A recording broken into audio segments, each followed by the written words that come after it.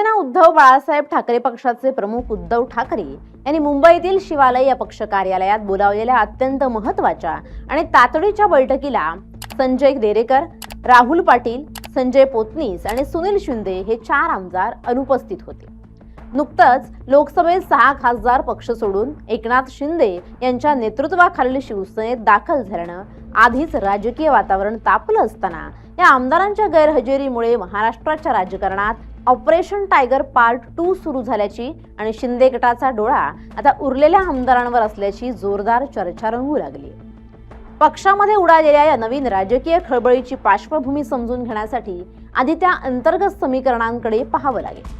लोकसभा निवडणुकीच्या निकालानंतर ठाकरे गटात सर्व काही सुरळीत चालू असल्याचं वरकरणी दिसत असलं तरी अंतर्गत धुसफूस मोठ्या प्रमाणावर वाढली होती. पक्षाच्या 9 खासदारांपैकी तब्बल 6 खासदारांनी अचानक बंडखोरी करत एकनाथ शिंदे यांच्या उपस्थितीत अधिकृत प्रवेश केला. हा मोठा धक्का पचवण्यापूर्वीच उद्धव ठाकरेंनी आपल्या सर्व विधानसभा आणि विधान परिषद आमदारांना वज्रमूठ दाखवण्यासाठी तसंच आगामी पावसाळी अधिवेशनाची रणनीती आखण्यासाठी ही तातडीची बैठक बोलावली होती. मात्र 26 पैकी 22 आमदार उपस्थित राहिले आणि महत्त्वाच्या 4 आमदारांनी दांडी मारल्यामुळे राजकीय वर्तुळात अनेक तर्कवितर्कांना उधाण आलं. त्या आमदारांच्या अनुपस्थितीमागची अधिकृत आणि वैयक्तिक कारणं पक्षश्रेष्ठींनी जाहीर केली असली तरी त्यामागील राजकीय अर्थ पूर्णपणे वेगळा काढला जातोय. वणी मतदारसंघाचे आमदार संजय देरकर यांनी आपल्या मतदारसंघात पूर्वनियोजित पालखी सोहळा आणि गावी धार्मिक कार्यक्रम असल्यानं मुंबईत येणं शक्य नसल्याचं पक्षाला कळवलं होतं. परभणीचे आमदार राहुल पाटील हे नुकत्याच पार पडलेल्या विधान परिषद निवडणुकीच्या मतमोजणी प्रक्रियेत आणि निकालाच्या कामात प्रचंड व्यस्त असल्यामुळे उपस्थित राहू शकले नाही तसं अधिकृत स्पष्टीकरण देण्यात आलं. विधान परिषदेचे आमदार सुनील शिंदे यांच्या गावी एक मोठा कौटुंबिक पूजेचा कार्यक्रम असल्यानं ते मुंबई बाहेर होते. तर मुंबईतील कल्याण मतदारसंघाचे आमदार संजय पोतनीस यांच्याशी सुरुवातीला वेळेत संपर्क होऊ शकला नसल्याचं सांगण्यात आलं असलं तरी नंतर त्यांनी प्रकृती अस्वास्थ्याचं कारण समोर केलं.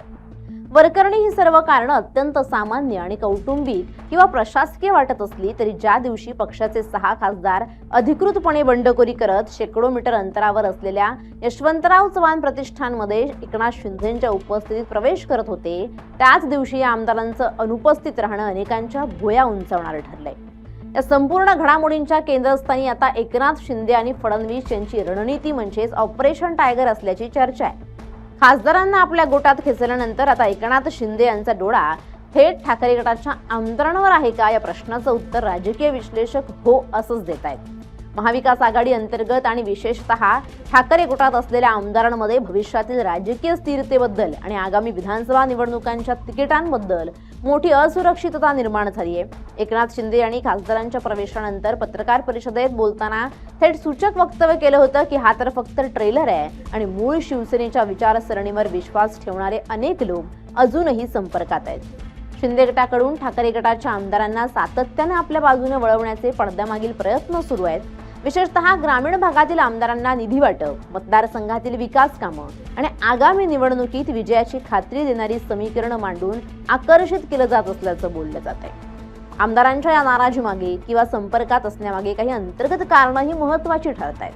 पक्षातील काही ज्येष्ठ नेत्यांच्या मते ठाकरे गटाच्या सर्वोच्च नेत्याकडून आमदारांना मिळणारी वागणूक, त्यांच्या मतदारसंघातील प्रश्नांकडे होणारं दुर्लक्ष आणि संवादाचा अभाव यामुळे आमदारांमध्ये असंतोष पसरलाय.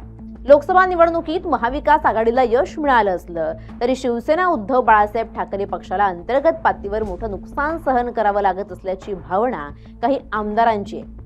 खासदारांनी पक्ष सोडताना ज्या तक्रारी केल्या होत्या तशाच प्रकारच्या तक्रारी आता आमदारांच्या पातळीवरही ऐकायला मिळत आहेत.